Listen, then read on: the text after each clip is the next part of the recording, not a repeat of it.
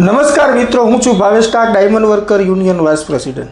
આજે વાત કરવી છે કે છેલ્લા એક વર્ષની અંદર ડાયમંડ ઇન્ડસ્ટ્રીઝમાં લેબ્રોન ડાયમંડનું 125% એક્સપોર્ટ વધ્યું.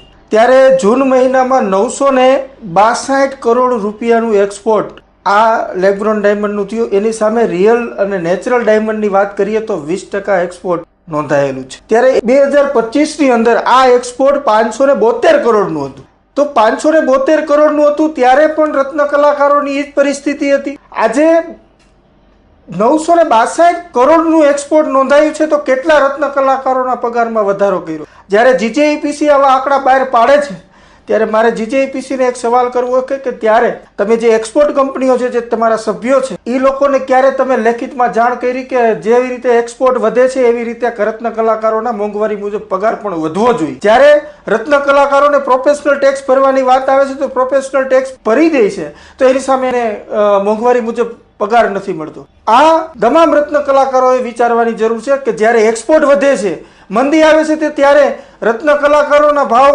ગગડીને તોડી નાખવામાં આવે છે.